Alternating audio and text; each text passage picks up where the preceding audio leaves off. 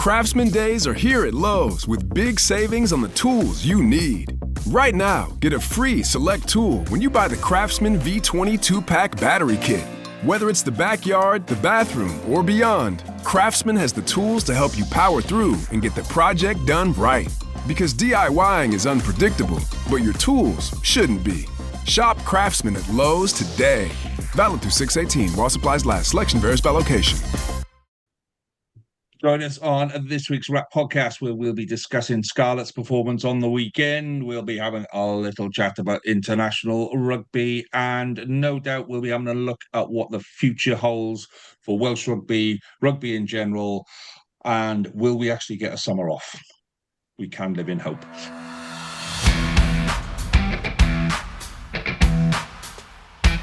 You're listening to Rap, the Welsh Regional Rugby Appreciation Podcast.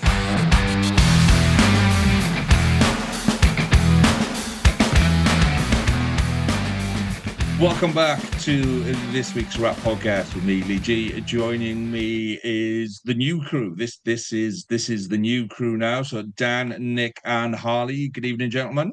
Evening, gents. How's it going?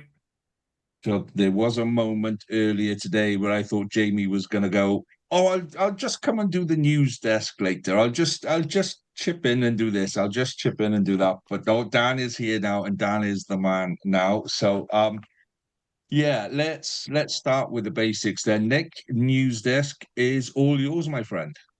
Well, I did think I was going to have a very easy task, and then all of a sudden today the news has come thick and fast. Start with perhaps I consider one of the best number 8s ever in Welsh history. Despite speculation to the contrary, Talupe Faletau, 34, is staying at Cardiff. Talupe's had 108 Welsh caps and 5 for the Lions. As I say, I think really good news. Cardiff have also re-signed Rory Jennings, who joined them last season. Has been a decent acquisition. He's featured in 17 matches and had 8 starts this season. And to finish with the news from CF10, they've also announced today the signing of not 1, but 2 international tight head props. Welsh international Sam Wainwright, 27, has featured in 17 games for the Scarlets this season, mainly off the bench, is joining them. And another former Scarlet prop is joining them too. Haven Sebastian, 30, who in his absence in the 2 years up in Edinburgh has been capped by Scotland, but is returning back to Wales. So Harley, decent bit of recruitment there, bit of activity. I mean, I think re-signing Faletau absolutely is, I'd say that's, a bonus. I mean, that's like cherry on top of the cake, For me, if we had to let one of him or Adams go, I'd have rather Adams. But I mean, Faletau's cost. I mean, it has led to possibility we're going to lose Mackenzie Martin, or nothing's been confirmed yet, which is a shame. Roy Jennings, the way Jockey wants to play is central around having a ball playing 12. So having someone who can step in that Ben Thomas role if he has to go into 10, is injured or with international duty, great. He's been absolutely great for us. He's not going to set the world alight, but he does the job. And then as the 2 tight heads, we lost Reece Littrick, which is a big blow, and we were probably a little bit light on tight head last season. So getting 2 in is fine. I mean, if I was given, the mega bucks that some Welsh fans have been saying we've got access to, now we're owned by the WRU, they're probably not the 2 I'd have signed. I was thinking more along the lines, saying that along the lines of a Malherbe or a Dutoy, if I was going to sign an international quality prop. But they're fine, they fill in the books. I don't think they're coming in as number 1. I think they're going to be fighting for the 2nd and 3rd position. But he's good enough. It's bodies in training. It's someone to come off the bench because bless us, you can't do it all. No, and also Nick is sitting there looking at you, Harley, going like, "You slimy bastard! You're getting all of these signings," and Nick's sitting there going like, "Signings." What signings? Any signings? Anybody? Has anyone seen anyone? Hang on, I thought the Osprey. I mean, according to when Toby was there, the Ospreys were the best at signing local talent. By which I mean getting guys from Bristol or Scarlets. or from Scarlets. Yeah. Sorry, Yeah. Nick. Go on, mate. All of those, that's all in the past. We don't sign players anymore. No, you just loan them from the Cheetahs. Yeah. Yeah. Okay, down the M4, the Dragons have announced young hooker Sam Scarf, 21, has been given a contract after being developed through their academy system. The Penalla product has featured heavily for Pontypool in Super Rugby Cymru, and I think is a player of a lot of promise. And today, the Dragons have also announced the signing of 30-year-old centre Fetuli Peao, and he's joining from Zebra. The Tongan international has featured in 20 matches this season for the Italian team after spending 2 seasons there. And before that, played regularly for the Highlanders in New Zealand in Super Rugby. So going away from trend, he seems to be able to stay fit and looks a powerful and dynamic player, Dan. Yeah, I was pleased when I saw this signing earlier on today. I thought that was a step in the right direction. We needed a 13 at the club. He's clearly got a lot of experience playing there. He's got previous Super Rugby experience as well, the Crusaders, I believe. Just having a quick look through his stats before we came on, I think he's started 12 out of 14 games in the URC this season. Has carried the ball 45 times successfully out of 90 odd carries. So he's made 90 odd carries, 45 of those he's over the gain line every time. And I think that's what the Dragons need. Struggle with a bit of gain line this year, haven't we? So I think that's a good signing. Mr. Westwood's earning his paycheck down there nicely, I would have thought. I think that takes us up to 9 or 10 newcomers now. I want to say 9. I don't think we're quite into double figures yet. And having listened to the Dragons Lair podcast, according to Mr. Buttress, there may be a couple more coming in. So there's no doubt about it. You stick those 9 signings into our match day 23, it's a different animal now, isn't it? Yeah. So starting to look okay down at Rodney Parade. Good. As a coach, Dan, right? Yeah, fingers crossed. Yeah. As a coach, Dan, when you bring that many players into a club in one go, is it too much? Is it too much up here? Sometimes you want to drip feed people in and kind of get to know them. They get to know the team, then you drip feed a few more. Do you know what I mean? Is it too much to expect that much from them next season? Yeah, I know what you mean. It's tough to integrate everybody into your culture one at a time, en masse. But I would have thought from a Dragons point of view, that culture needs changing anyway, doesn't it? Maybe they're not going into a winning environment. It's not like bringing 9 into Leinster or 9 into a team that's like Toulouse that's winning every week, where they've got to feel like they come up to speed. I think there'll be a lot of learning from each individual that's coming in into camp and into the environment from other cultures around the rugby world. You look at Zebra this season; they've been more than competitive, haven't they, in a number of fixtures. I know they finished second bottom, granted, but they've been much better this season than they have been before. So I think there'll be a lot of learnings from these people, and they'll come in, they'll bring their own little bit, and hopefully, if they get back early enough and they can bring and knit the team together early enough, we'll be okay. So because I think the signings last season seemed promising, but when you don't see people playing, then I think they struggle to bring that last little 5 or 10%, into the environment that you'd hope that they bring, because they're not in a match day squad at all. They're not being rotated in and out. They're not playing. So hopefully, the lads that come in, all 9 of them, I got no doubt that they'd be in a good shout of making the match day 23 on a regular basis, and hopefully that start to build a winning culture. Even the lads coming in from Cardiff, I know Welsh Rugby's in a little bit of a sorry state at the moment, but there's no doubt about it. Cardiff have known how to win games over the last few seasons and have definitely played rugby with a smile on their face. So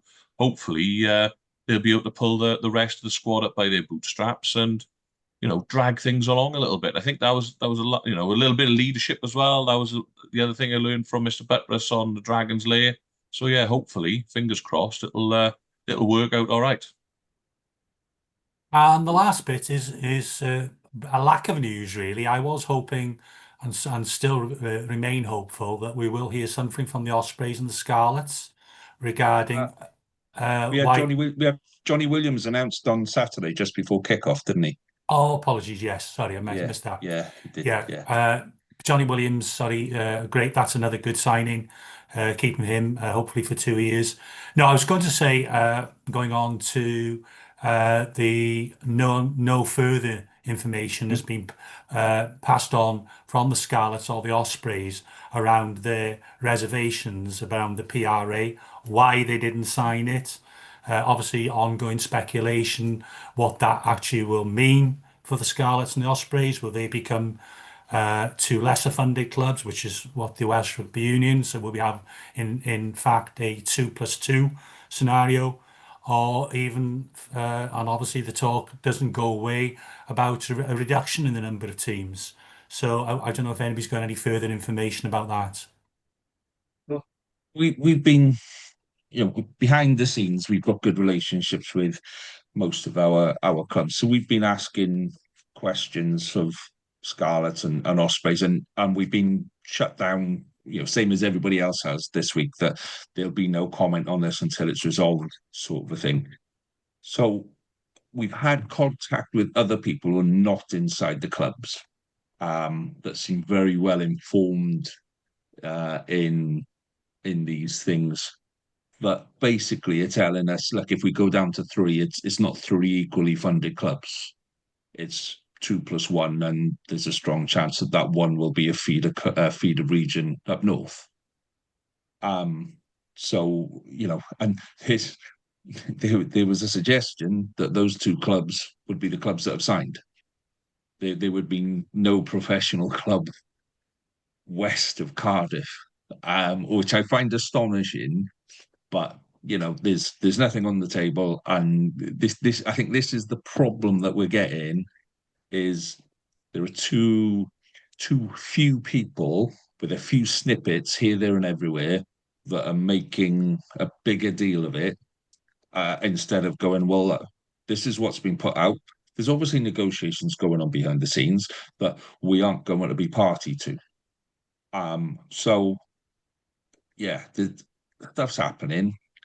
We'll leave them get on with it, and we'll see what comes out at the end. But all that everyone has officially said is for regions. And even when those people who have insider knowledge, when you challenge them and say, well, why aren't they saying they're going to drop a region? The answer to that is because it would be an absolute bin fire. Can you imagine dropping that bomb? So why are we? So there's a little bit of stuff going on behind the scenes that we don't know about. What I do know, what I have learned from this week, was the amount of people that I keep my personal profile and my rap profile were very separate. You guys know my personal profile is a very different profile to what I talk about on rap. And I've had a lot of I'm still not going to pop out all those swastikas, Lee. That was my local MP, not me, and I still have the photos of him. So I do genuinely have the photos of my MP with swastikas on his board. So my former MP. I don't want to know. Oh yeah, it's quite the thing. That was already a poor taste joke that's gone far too far now already. So anyway, yeah, I've had a lot of contact from a lot of people this week, both through rap and through my personal account, based on what we did last week. People were not happy that I put out a video asking people to actually read the statement rather than comment on commentary.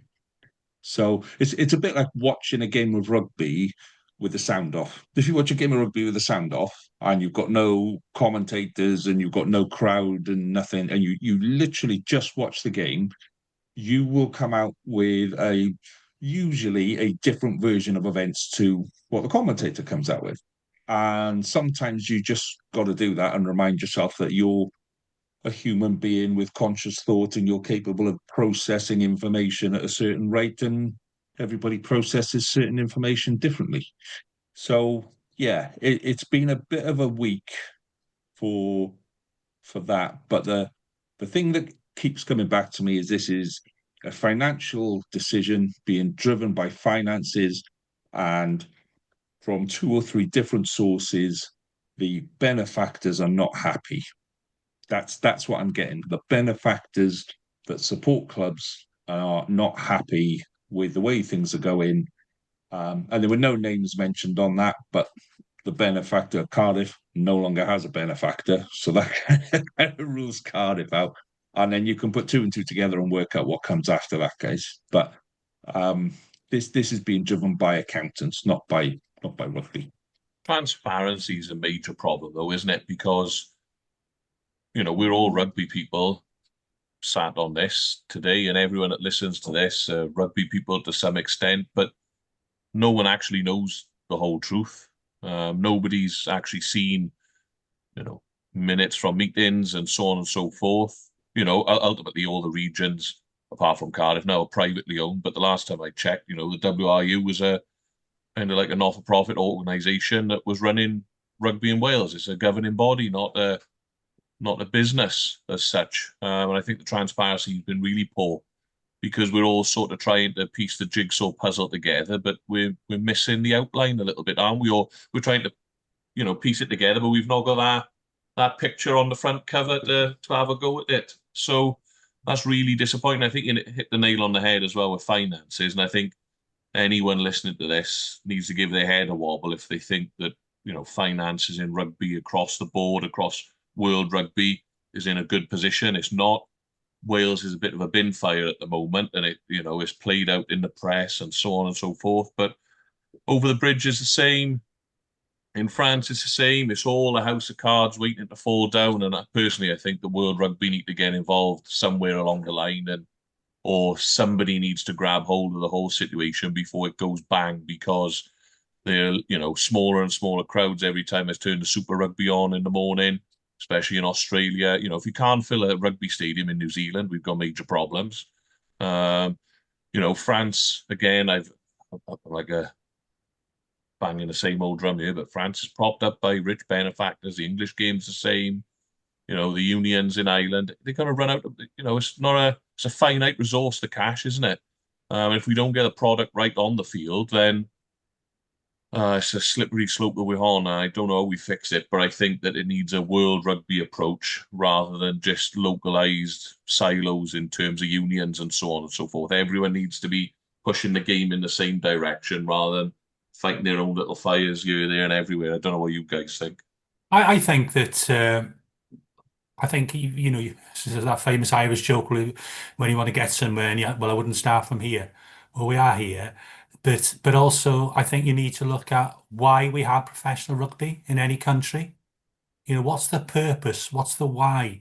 And I'm sure we'll talk about fans, engagement, pathways for players, having successful teams leading to successful international teams, and then talk about, well, what's the best way of achieving those things, rather than it's 2 plus 2 or 3 plus 1 or 1 plus 3 or whatever. We've started in the wrong place. And that's my view, is that we need to really go back to basics and say, what is the purpose of having a professional setup in any country? Because there is one international team who don't, my understanding, have any professional teams, and that's Argentina. Well, haven't they got the... They did have the Jaguar. You got the Jaguars 15 in the SLAR, or it might be Argentina 15 now. Okay. They also compete in the South America Cup. Okay. But that's you make an interesting point there, Nick, and I'm not entirely sure of my history on sort of global sport here, but I'm assuming most pro sport sort of started out in the States, I would have thought, because of the commercialism of it over there. Mm-hmm. And then we've all sort of tried to keep up in varying aspects. I know that rugby league was quote unquote professional, and probably football in England as well were paying people. But again, that was a commercial thing, wasn't it? Because even back in, football or soccer, whatever you want to call it, was pulling in tens of thousands, if not hundreds of thousands at certain games to start off with anyway.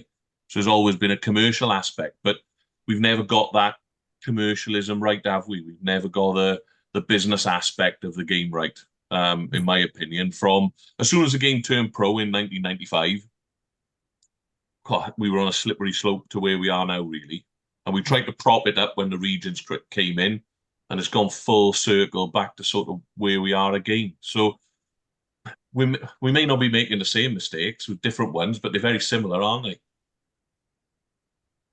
Well, when I was playing, when the game turned pro, and literally the game turned professional. I think the announcement came out on like a Wednesday night, and we were training on the Thursday. And on the Thursday, no, the season before, the season before that, we were all getting cash under the table. And when the game turned pro, we were told, okay, you can still have the cash, but it'll still be under the table because we don't know where taxes stand and we don't want to get caught out on tax. And then 12 months later, the club, I left at the end of that season, and then the club went bankrupt the season after. And if rumours are to be believed, is not far away from repeating that now. So even clubs further down the system still aren't learning from that. But for me, what you're saying, Nick, about what's the purpose and things like that. We almost need to go back to understanding what Wales is and why it's important in Wales, and how does that deliver in Wales. We've also got a massive challenge from sports like football, from American football, from ice hockey, from basketball, that are pulling kids away. So we either need to go back to our grassroots, go back to that proper grassroots and say, do you know what, when you're Welsh, you play rugby, and there's an element of pride in this that says this is why you stay in the country and this is why you play. Or you go completely the other way, and you go down that individual star kind of basis, which is what American sport is based on. You know, American football is 45 men that all play around the quarterback. You know, the quarterback rules absolutely everything. He's the star guy. If your quarterback is useless, then the whole franchise is in trouble. So, you know, it's very much individual based. Your baseball is the same thing. Your pitcher is your key man, and your first strike hitter, they're your key men. They're your two guys that you always put out. So yeah, we can either stick to our guns and say this is what rugby is, and this is what it means to us in Wales, and this is how we're going to do it, or we have to go completely the other way and down that American route of let's promote the individual. It's an individual sports, and here's a superstar. And I'm not sure that rugby, the ethos of rugby, sits very well with that superstar image. Do you know what I mean? I don't think we as players, I don't think we embrace that. You see players when they score a try, nobody really gets up. There are a couple now, but nobody really gets up and goes and does the whole lap around the pitch and takes the shirt off and goes, yeah, look at me. Do you know what I mean? We get up and we go, that was good. Thank you, boys. Thanks for the pass. On we go. Yeah, and I know exactly what you're saying there. Rugby's got its, you know, the quote unquote rugby values that are still very much in play. But rugby's going to get left behind, mind, if it doesn't change. It's as simple as that, because people want to be entertained. However it is, people want to have some sort of access to superstars within their sport, or any sort of field that they're interested in. You take a look at any celebrity in any sort of professional field now, but we've got, you know, we should be encouraged. I use the Finn Russell example all the time as well. He's on £1 million at Bath, good on him, great money, sets himself up for life if that's what he's earning. But for me, you know, why does he need to be wearing a number 10 every week? He should have his own. You know, why are we not having individual squad numbers like football, like American football? How many shirts can Bath sell with, I don't know, 37 and Russell on the back?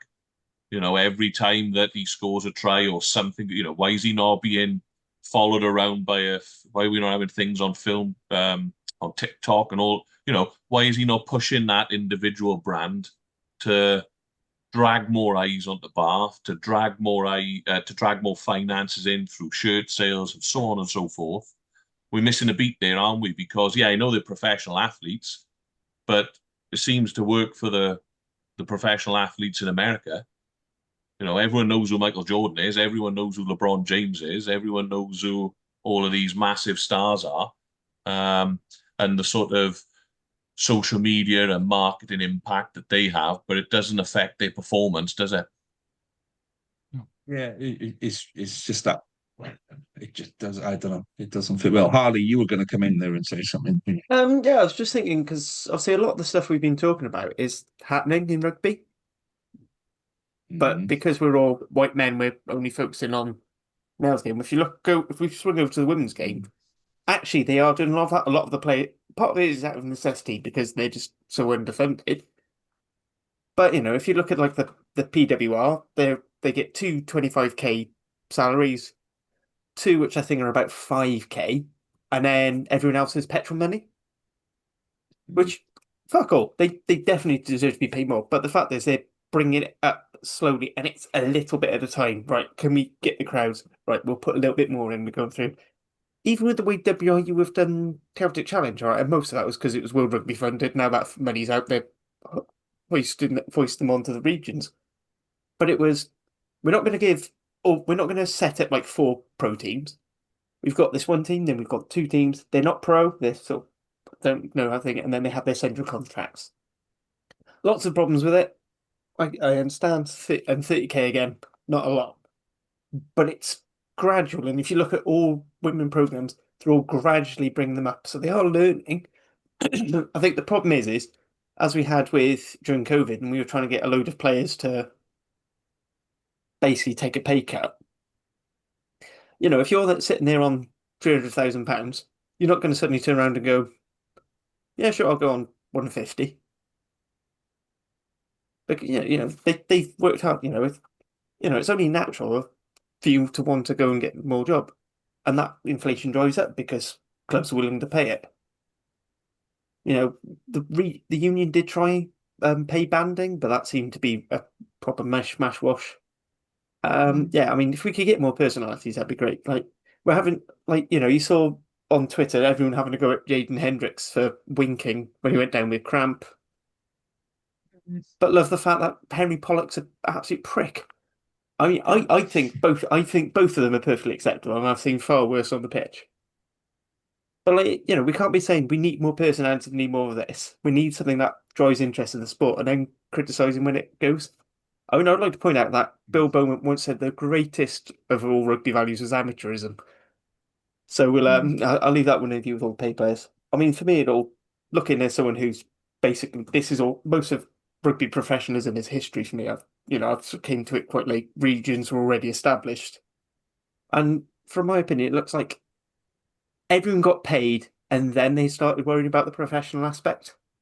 And you didn't really see professionalism until 2003 with that England team. When it was all about conditioning, coaching, strategies, and then sort of more of a business mind. And maybe, I mean, the problem is it's too late now. Maybe what the Dragons are doing is quite right in the fact that they're focusing on getting that business first and keep the rugby side ticking over as much as they can. All right, yes, the results are suffering, and they're probably going to take a hit in that short to medium term.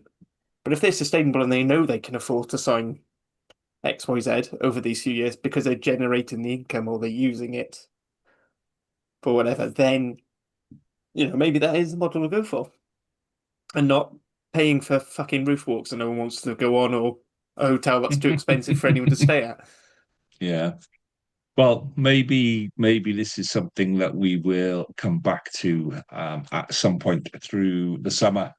So we will move on, but before we do, very briefly, if you're liking what you're seeing and hearing, please do give us a like, a rate, a 5-star review, and subscribe to our YouTube channel. All of those, and follow us on Twitter and YouTube and Facebook and Blue Sky and anywhere else that you can find us, because we really do appreciate it. Mainly from a vanity point of view, I'll be honest with you. It's a vanity thing, but yeah, we're all going to get shirts. We're all going to get wrap shirts with our names on the back and a number. That's what that's what we're doing.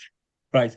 Let's briefly move on to the playoffs on the weekend. So we're obviously going to talk about Scarlets, but before we do, I was going to bring up Winkgate, as it's now known. So we'll do Winkgate, then we'll do How Good is Patchell, and then we'll do Scarlets. So you brought it up already, then Harley. So talk us through what Winkgate is. You've got to be really careful saying that. I mean, really, really careful. Talk us through it and why causing such a fuss? I mean, so it all goes to the fourth of the 4 URC quarterfinals between Sharks and Munster, which I'll be honest was a bit like a car crash for me. Incredibly intriguing, but not necessarily pleasant. So it basically finished 80 minutes, 24 all. Then we had 10 minutes of solid scrummaging, as far as I could see, and Sharks got 1 penalty in that and decided not to kick it. And like they could have saved the whole mess. So then we got to our, as far as I can work out, the 3rd ever kick penalty shootout in rugby, with the infamous first one. I forget who was involved in that, but obviously Munster was in one a couple of years ago with Toulouse. No one mentioned Tom. No one ever mentioned Nugget and goal kick in the same sentence, please. Yeah. So anyway, so there's a set of kicks, and then we're going through the second round. So at that point, the Sharks had kicked 4 of the 4. Rory Scannell, whichever the centre, not the hooker, Scannell in the Munster squad. He missed his first one, and then Jack Crowley goes to take his second kick.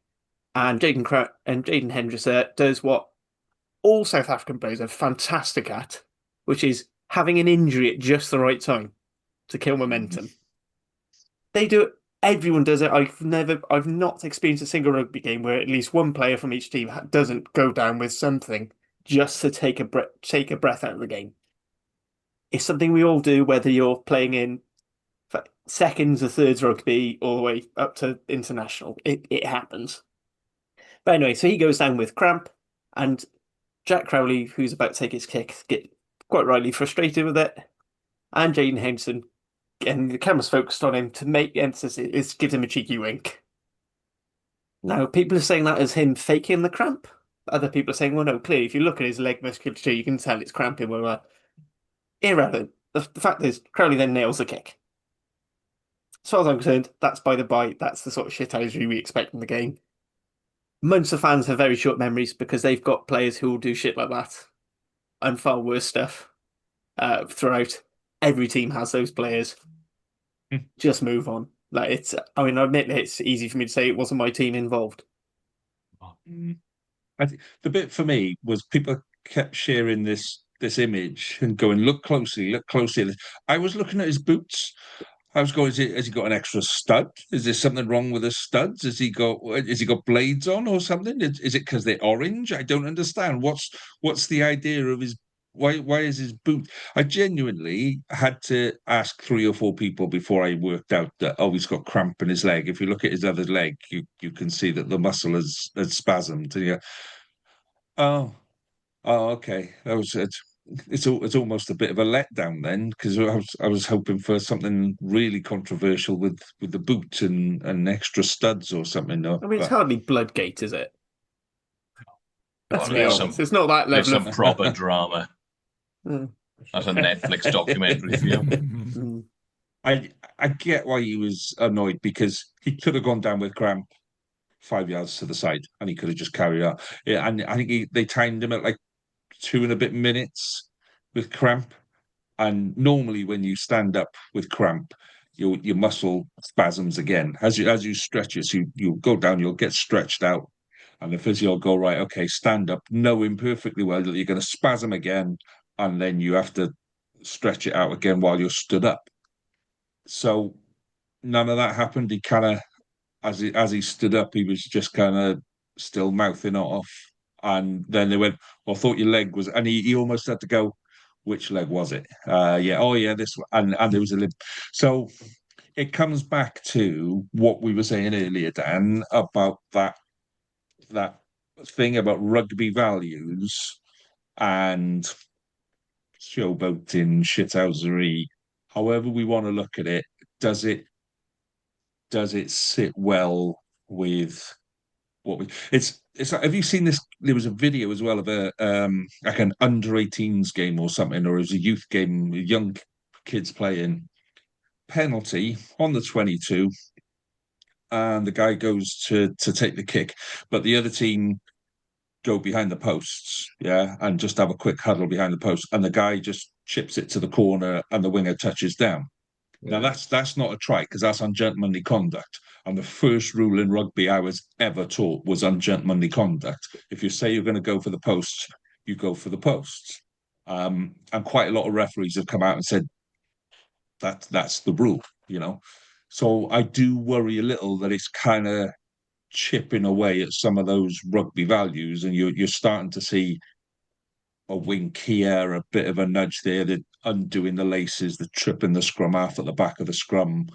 Those kind of bits now filtering into kids coming through and not necessarily playing with the rugby values that I for one, kind of, that was my thing when I was playing and when I was coaching.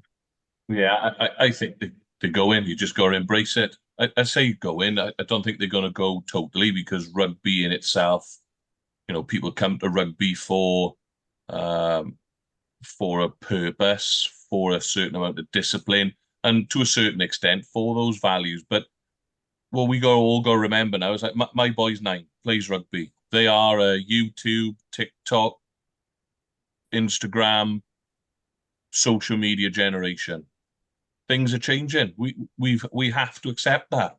And the things that they see online now, they'll one kid will score a try or something and do some sort of celebration. I'm like, what the hell was that? Oh, it happens on Fortnite. And I'm like, oh right, okay. Well, I don't know what that, things are changing. Rugby, we can't, if we're gonna try and hold on to it, if the Blazer Brigade are gonna try and hold on to it, Bill Beaumont wants to hold on to all of those, then it's gonna fail. We have to try and embrace it somehow, and really allow our original rugby values of what was it, a thugs game played by gentlemen and all this sort of stuff.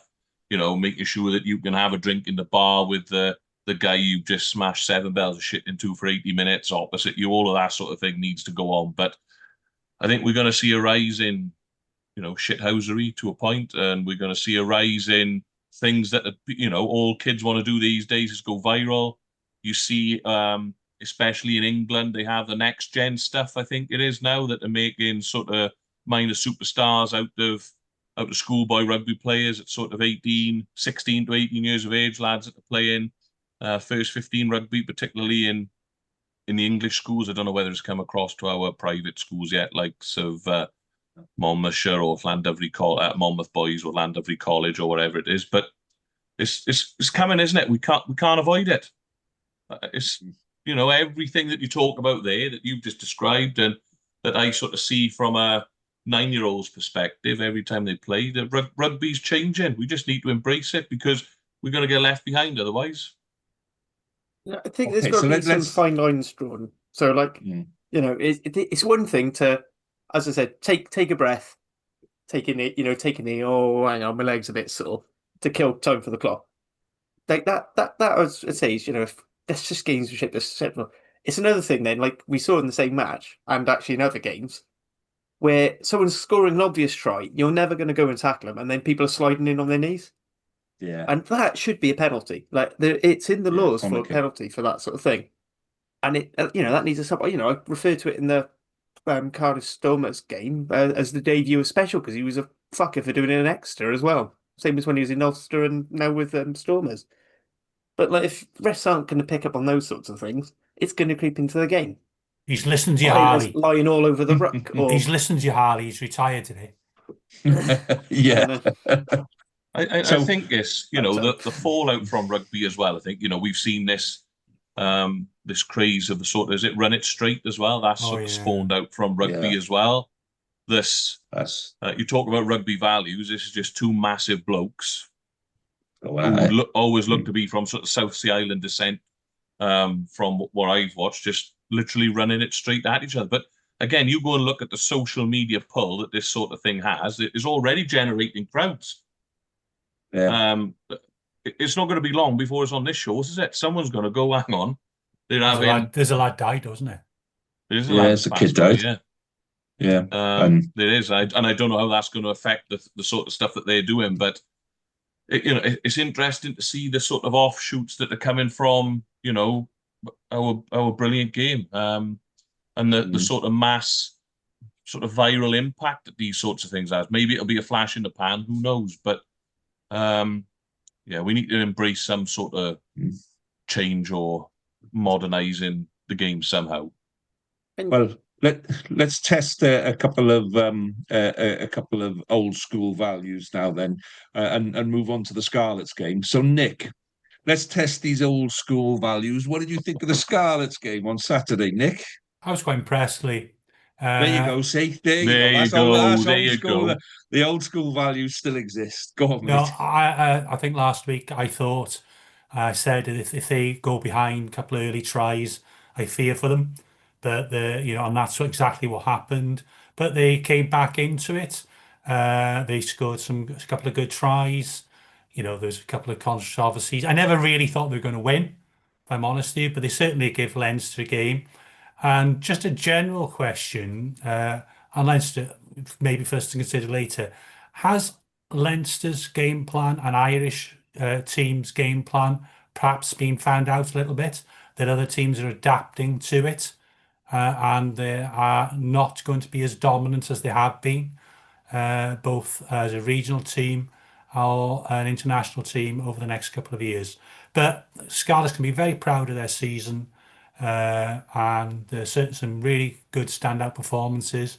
Blair Murray really does look a real great player, and what a find. But I'd like to shout out Alec Hepburn. He's gone a little bit under the radar. I think he's for early doors, he struggled a little bit in the scrum. He thought, oh, why have they signed him? But his scrummaging has improved as he's got used to the players around him, and I think he's a fantastic player. His tackling is first class, and I think he's been a real asset. Does not get the plaudits that perhaps some of the others signings have had, but I think you've really acquired a very, very good player there. Yeah. Harley, what did you think? I'm going to go around the table now, and I'm going to go last because I just like hearing you boys talking about Scarlets and not having a chance to say, well, in my game. So yeah, Harley, what did you think? Well, I mean, the Scarlets seem to get line-out tips from Cardiff. I knew you'd find a way. Go on. I wasn't even going to mention Cardiff until you had that spiel. Yeah. So I was like, right, fine. You want me to talk Cardiff? I will talk Cardiff. Yeah, I mean, it was great. It's just whenever Scarlets were able to get into Leinster's 22, they were messing up the line out. So I've got to think. Leinster didn't look particularly great. Scarlets, I thought, for the most part, kept them quiet. I think that's right. I think a lot of people have worked out how to play Leinster. Leinster are very much an off-ball team. They want to smother you with their defence and get you on counter transition. So if you keep giving them ball, then they don't seem to really know what to do with it. Yeah, Blair Murray. I mean, everyone's talking about how amazing Blair Murray was for his try. Let's just say, that was Ellis me noticing that the ball was going to deck. Some beautiful soccer skills. I mean, and I would have said it was it was a great try if it was a football match. But I just thought, as I think me and she joked off the air, it was a very Toby Booth era try, where it didn't seem to happen, but it looked really impressive. And something had happened that there was clearly a really good defensive read that allowed that to happen. But it wasn't like the plan was to score a try from there. I mean, to be fair, something Q pointed out was that on the UFC rewind was that Blair Murray was incredibly disciplined to know to drop back just as me kicked the ball, just to make sure that he was keeping himself on side as and when. Yeah, I thought it was all right. I mean, I think pressure told in those last 20 minutes. There were quite a few silly penalties given away. A few hands in when Holly had already said no, and Holly, this is one of those things you've got to know with your refs, and actually it is the big trend in world rugby now is unless you can basically get right in and take that ball straight away, it's, a lot of refs are going to give the benefit to the attack because, world rugby is all about this. We want more tries gained. We want to speed it up. That's the reason. That's part of the reason why we're on almost every single league and international competition at the moment is on record tries. Or close to breaking their record tries. So there's a bit of naivety in there. a soft offside here and there, and in the end, Leinster able to just sort of kick the threes, which to a lot of people that ended up winning itself against Leinster because they were one of the first teams to just be like, no, we don't care about scoring threes, we're just going to keep scoring tries against you because we can. Because as soon as we get a line up and you're 22, we're going to score. And they couldn't, to be fair. Scarlet's defence was pretty good as it has been all season. Jared Payne is doing what he's really good at, which is being a defence coach instead of trying to moonlight as an attack coach every so often. The teams he becomes defence coach have really good defences. It's talking about the Aussie Rewind, Adam lamenting the fact that they lost Peel and Payne in those respective roles.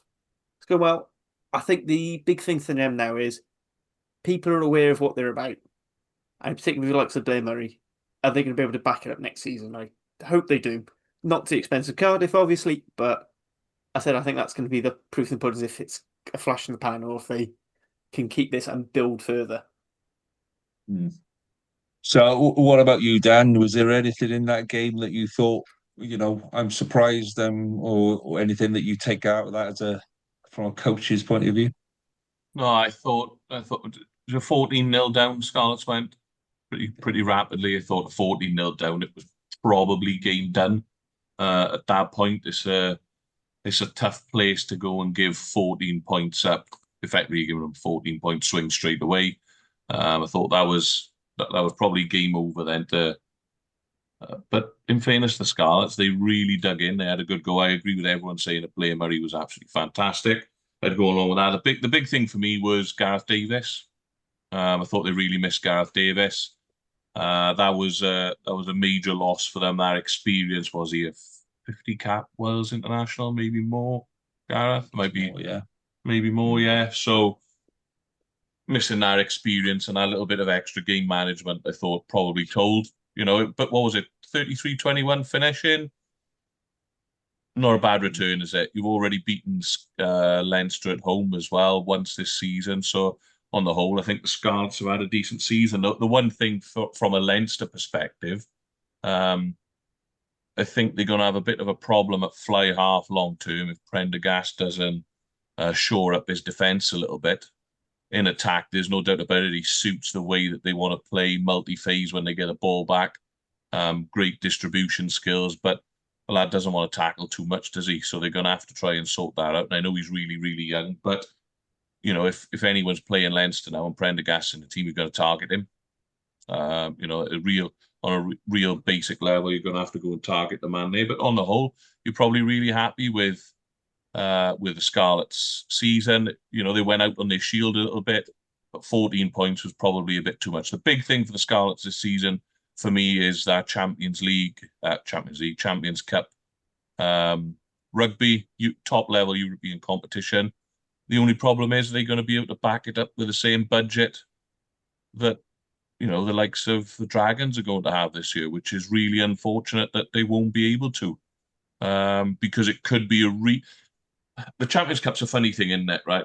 Because you want to play the Toulouses, the Bordeaux, the Leinsters, all of these clubs, but you want to be competitive.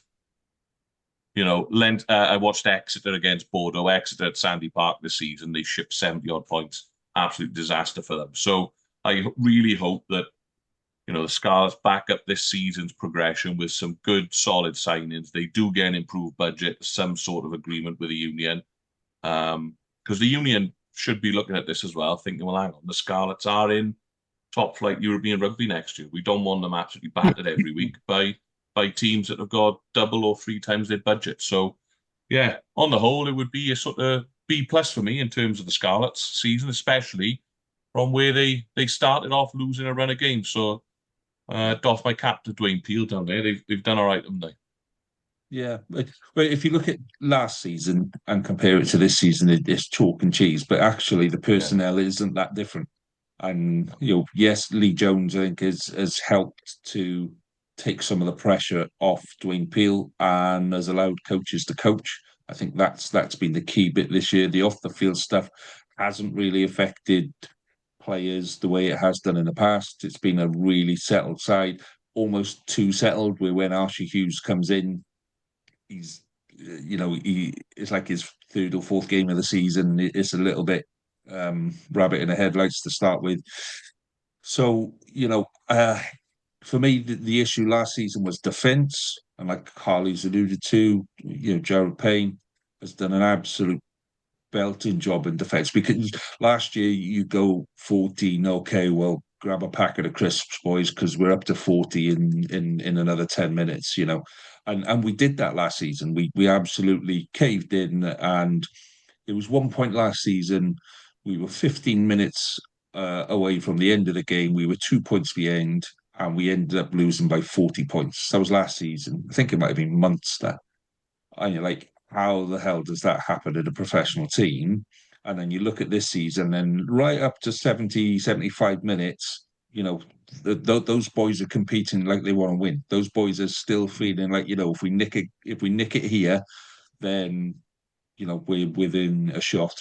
So, defence has been awesome this year, and the leadership of Josh McLeod this year has been absolutely phenomenal. There was a bit where he had a couple of injuries that really damaged us. There isn't another leader in that team that kind of does it the way he does it.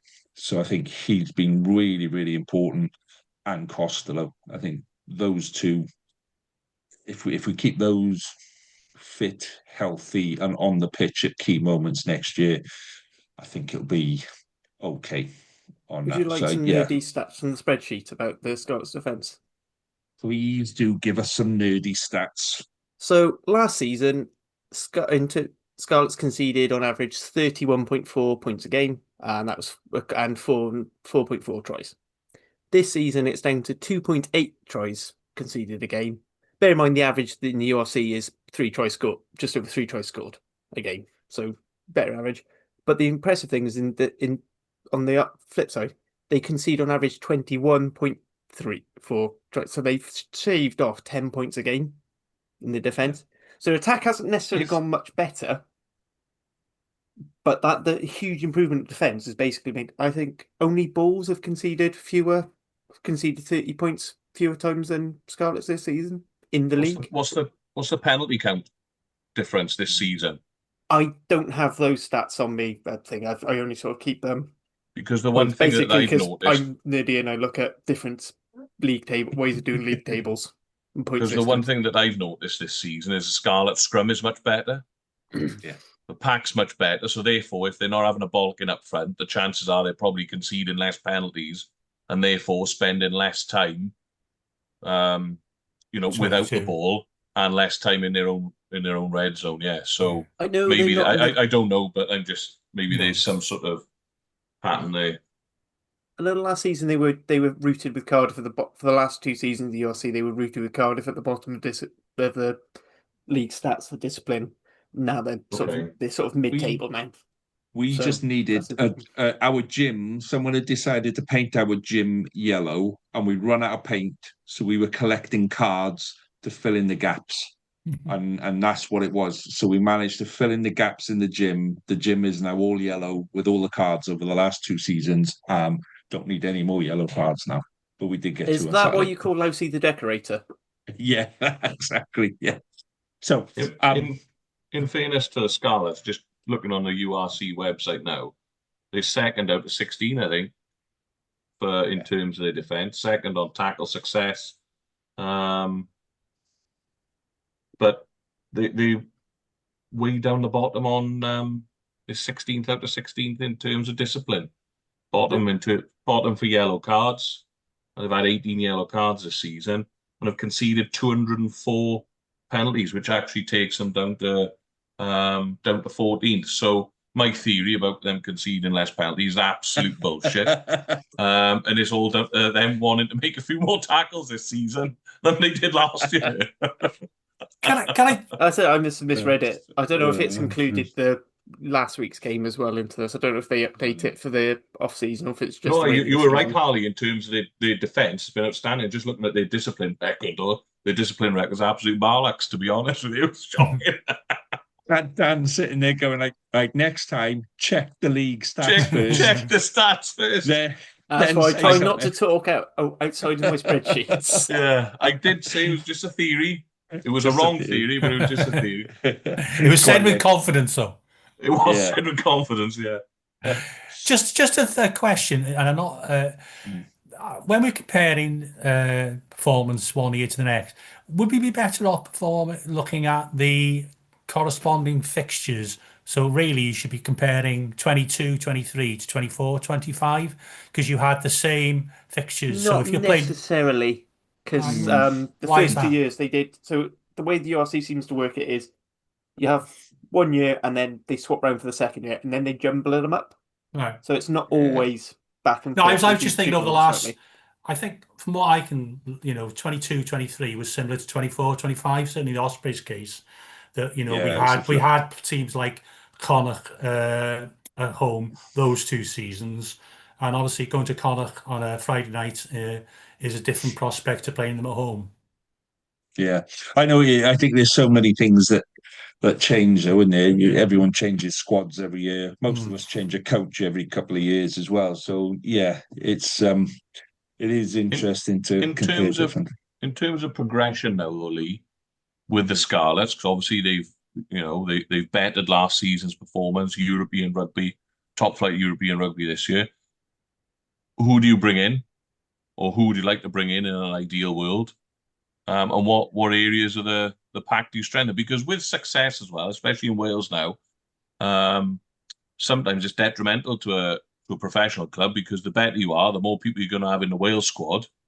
We've only got thin squads around Wales at the moment anyway. The Scarlet's looking like that's going to continue because of budget constraints. So where do you strengthen?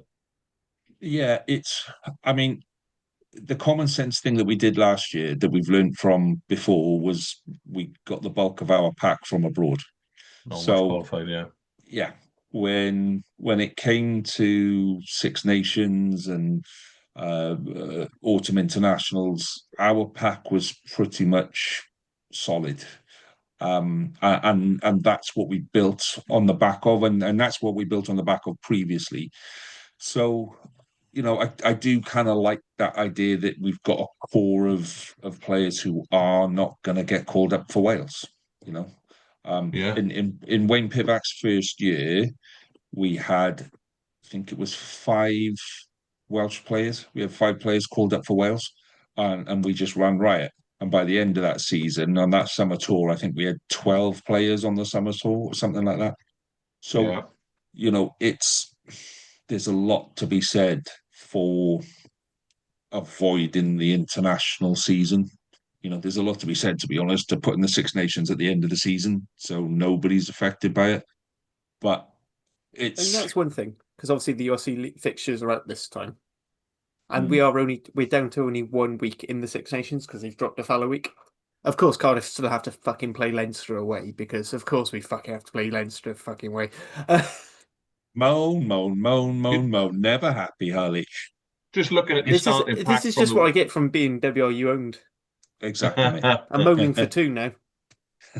Looking at your starting pack from the weekend, though, which, all right, you can argue the toss about a couple of others, but if there's a Wales squad being announced for the Six Nations now, you're probably looking at Elias going in there, Henry Thomas being in that squad, McLeod being in that squad, and Tame Plumtree. So that is 50% of your frontline pack, but you did back that up with I think Van der Merwe was a cracking signing when it non-Wales qualified. What a player he's been for you, but then you'd lose, just looking at the bench, probably lose Matthias maybe into that squad as well. So yes, it is interesting to see where would you go abroad again now then to pick up more strength in depth? Well, if they can.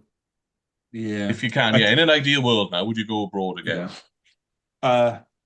Probably. Do you know what? At the minute, I think we'll just let it settle for a season. I think the one area where we probably need more depth is halfbacks. 9 and 10 is probably the area. Problem for you, yeah. Yeah, you take Costello out of there. Well, you saw that on the game. Have you got anyone else as a backup 10? Because hasn't Titcombe gone back to Leicester? Yeah, Titcombe's gone back, and we've got. Obviously, Lloyd, you couldn't wait to get rid of you, Lloyd. Did you see him on Saturday? I mean, come on. Yeah, we've I got mean, what's his name I've seen him play worse. for us? I've seen him play Um, worse, and you guys win. yeah. What's his name from Exeter? Former Hawkins. Osprey, Joe Joe Hawkins. Hawkins. Joe Yeah, Hawkins. you're gonna have a 10 who's never played 10, who doesn't really play 10. So you've basically Yeah. replaced Ewan Lloyd for a slightly bigger Ewan Lloyd. Having said that, there are two kids coming through academy that have got real promise. And I think we've got a 9 coming through academy as well that's showing real proper international promise. So, you know, You're talking about the- Legat Jones. well, One of those. He would be the one. He's probably the superstar that for the next generation. He's probably 3 or 4 years away. And then you've got Steph Jack Jones as well coming You through. say 3 or 4 years away, I think he's been named in the 20 squad, hasn't he? Yeah, he's in the Like, 45, yeah. Isn't he like 17? Yeah. Something like that. Yeah, but So he's definitely been, this is the conveyor belt that's coming through. It's do you bring in somebody for I yeah, but think you with need years? someone for the now, because it's if the Dragons, if you've seen what's happened with the Dragons and actually with Wales and Gatland's second tenure, bringing players in too early just seems to do more harm than Yeah, good it at doesn't times. work. Yeah. You've got Max Douglas as well to come back in the forwards. Yeah. So he's due to come back, and somebody else is out injured as well to come I'd say back in. Jake Ball might be. I mean, I don't know. Depending on how fit and how much you can actually get out of him, he could be a good signing because he's probably unlikely to go for a Wales call up. Really, Yeah. the I second reckon you'd row be isn't too bad. surprised. But Yeah. Do you know what? We're talking about celebrities and stuff like that. Jake Ball has almost become a legend.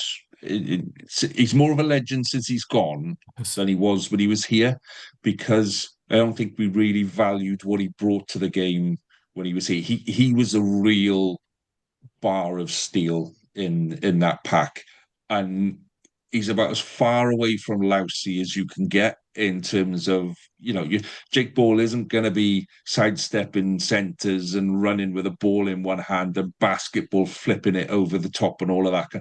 Jake Ball's just going to eat people on his way, and he's going to do 10 meters and 10 meters and 10 meters and 10 meters. And no matter who's in front of him, he's going 10 meters. Do you know what I mean?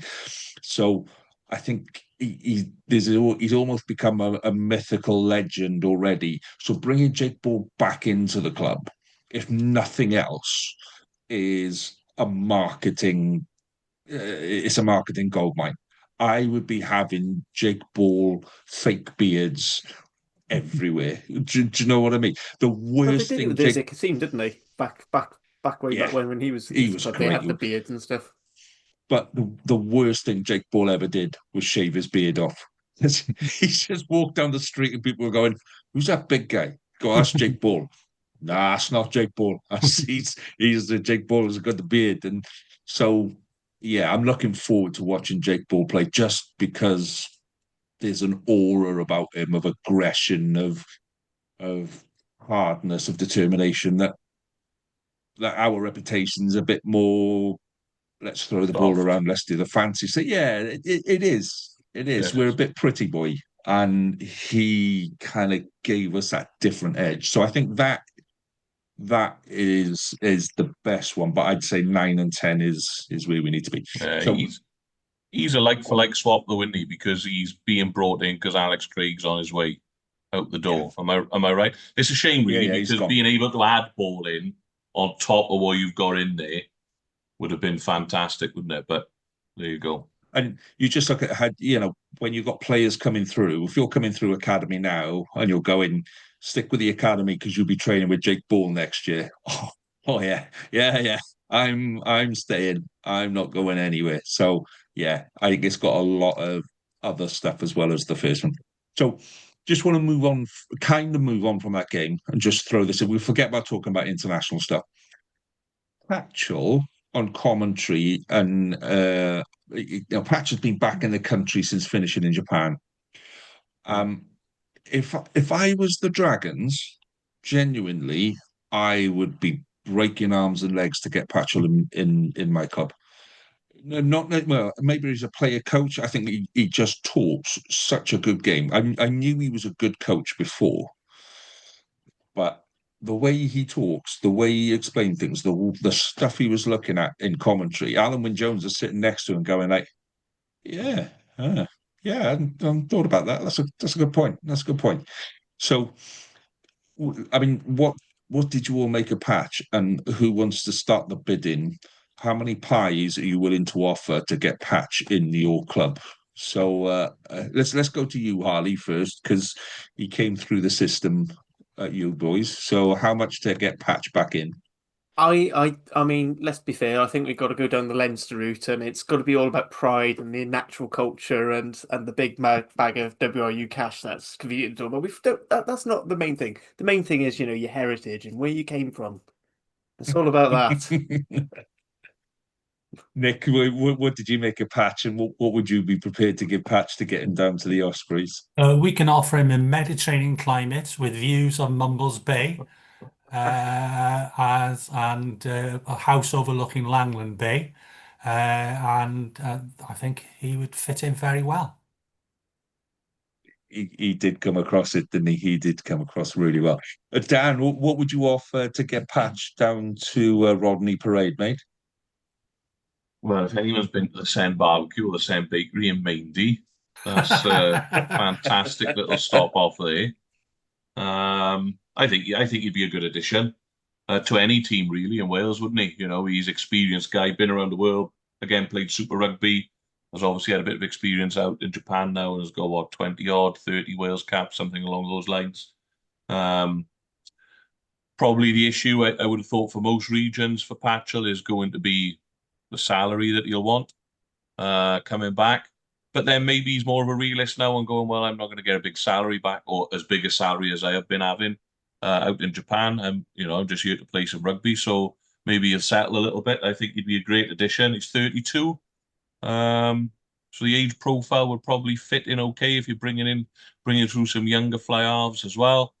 But again, you look at it from how quickly you're going to lose a Reece Patchell into the Wales setup if he signs for your region. Not that that's a bad thing, but you're going to be without him for that period that we discussed in terms of your Jake Balls coming back to the Scarlets and so on. But I'd snap him up, no problem. But what's his injury profile like? Is he injury prone? Anybody know? What's he been? He's He not was got the best. He was for quite a bit, but I don't know what it's been like since he's been in Japan and things. And, Wayne but Pivac there, and he was sort of. He can't ever play for the Dragons then with any sort of injury profile, because you'll only see him play once for Pontypool or Ebervale, and that'll be it. Him and Funaki will end up watching local rugby. So yeah, he'd be good. He's played for the Scarlets previously, only 8 odd appearances for the Scarlets. Well, he was the fly half when they won the league. Yeah, I mean, admittedly, he missed the last 20 minutes of pretty much all games, and they moved Hadley Parks to 10 for reasons, but it worked. Even though he's a terrible goal kicker. He's not beating around the bush. He's as good as anything that any club's got in their armory at the moment, isn't he? So yeah. And I think maybe with his age profile and his his injury profile as well, perhaps you're only looking to play 10 games over the season, just fit in now and again, come off the bench the last 50 minutes. Really. Yeah, exactly. And also the influence off the pitch with the younger 10s. Yeah, well, based on that, I think he'd probably suit someone like a Dan Edwards or a Sam Costello. That those two West Walian clubs would be the obvious from the outset. I know the Dragons need a fly half, but Tinas Deby is around a similar age, isn't he? Is a seasoned pro albeit from having played in South Africa. So how much is he going to learn from Patch when you're a little bit set in your own ways? So yeah, maybe it would be a better fit for the Ospreys or the Scarlets. I'd snap his hand off. But the Scarlets, I mean, one of the complaints that I know Hugh had is he was a bit worried that 10s couldn't really develop in the Scarlet system because there isn't really an experienced 10 for them to learn off. Yeah. And actually him being there as a player coach, even if it is more coaching, would be perfect to try and get these younger players through and to round off edges. Whereas, you had Costello and Owen Lloyd who had aspects of the game. They didn't really have anyone to learn off. I think another thing that perhaps as players get older, obviously they have young families, so that becomes a factor as well. He's travelled. I think he said, didn't he? He's travelled around the world. He's been quite selfish, understandably, but now he's got a young family and he's got perhaps thinking where he wants to settle with a house, where the kids are going to go to school. All those sort of factors come into it as well. Yeah. And I think the thing for me is anyone that brings him in would be stupid not to bring him in as a coach as well. And to just say to him, we talk a lot about, like, if we're gonna bring in someone like Sam Lousy, let's bring him in to bring on the kids. We're gonna bring Jake Ball back in so that we can teach all the youngsters how to play like Jake Ball. Whether you've then got someone like Patch, why wouldn't you bring Patch back into your system and use him in exactly the same way?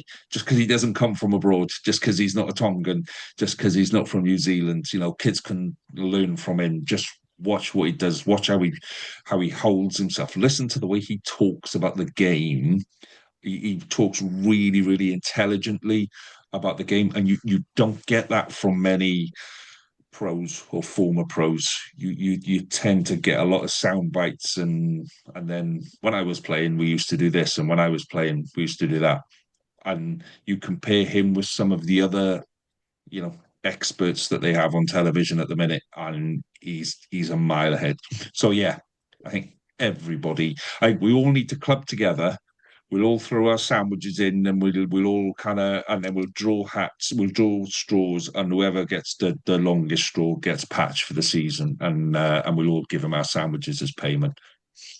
Right, we were going to do an international season wrap up, gents, but I don't think any of us have really got the appetite for it. In all honesty, I think we'll save that for the summer bit.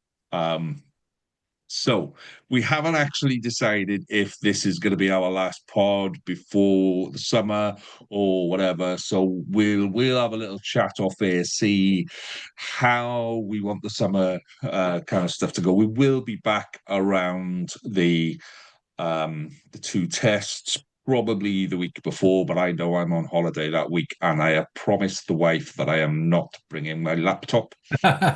So that might kind of throw a couple of issues in. When I say I've promised the wife, I mean I've agreed with her when she insisted that I'm not taking my laptop. It's the same thing. It's the same thing. We need to decide these plans though, because the first game's in like 4 weeks. Yeah, so we may be back.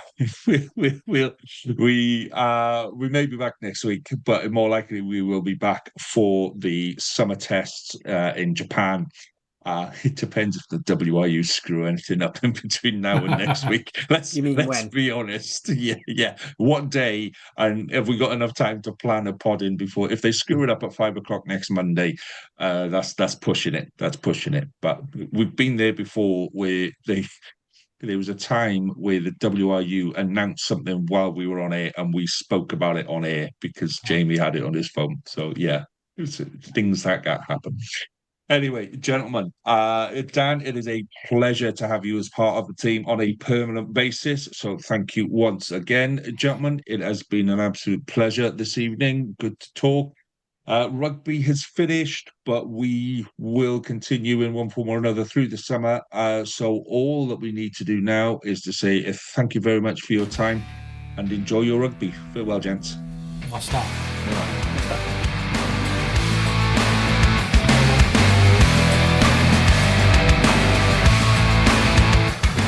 That was RAP, the Welsh Regional Rugby Appreciation Podcast. Please rate, review and share us on socials if you can, and join us again next week for more of the same. And until then, enjoy your rugby.